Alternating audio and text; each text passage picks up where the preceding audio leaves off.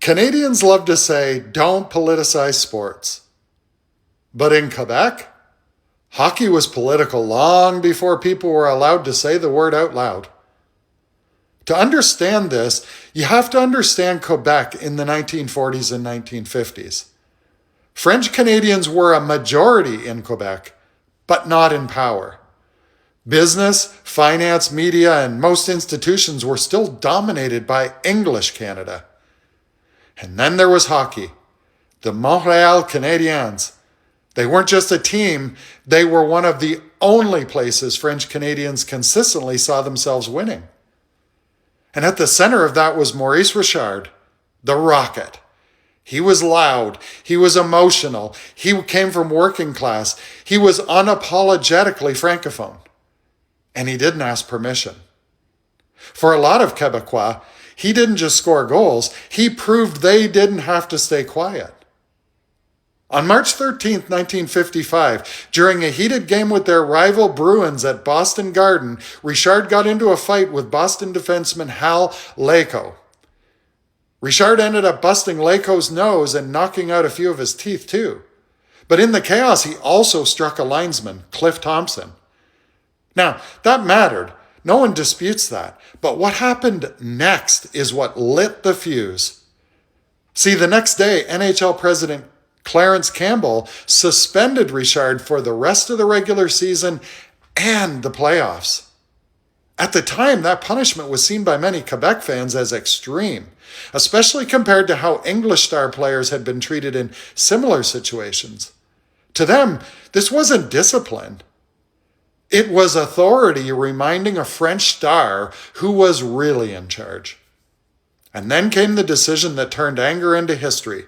March 17th, Montreal had a game at home against the Detroit Red Wings, and Clarence Campbell did something that enraged Montreal fans. He chose to attend the game in person. Fans warned him not to come. He came anyway. Some say he was sending a message to the Francophones. And the moment he appeared in the stands, the building exploded. Objects were thrown. Tear gas was released. The game had to be canceled. And outside the forum, the anger spilled out into the streets. Cars were overturned, windows smashed, fires burned across downtown Montreal. This became known as the Maurice Richard riots. And here's the key point. This wasn't about a hockey suspension anymore. This was political rage expressed through the only public stage people felt they still owned. Years later, historians would look back and say, this mattered. Not because hockey caused political change, but because it revealed something deeper. Those riots are often cited as an emotional precursor to the Quiet Revolution and eventually the separation movement in Quebec. The incident showed a population realizing collectively that the problem wasn't individual injustice, it was the system itself.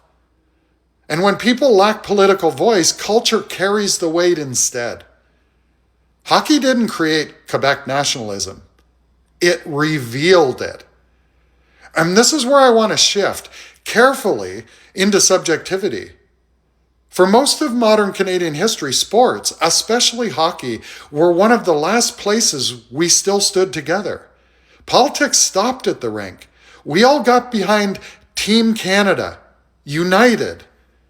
But I have this gut feeling, and I want to be clear again, that this is intuition, not a claim, that something has changed. As the Olympic Winter Games are underway, I wonder if, for the first time, some Canadians can't bring themselves to unite, even there. Not because of the athletes, not because of the sport, not because it's the right thing to do, but because social media has hardened political identity to the point where everything feels like a loyalty test. What history tells us is fascinating.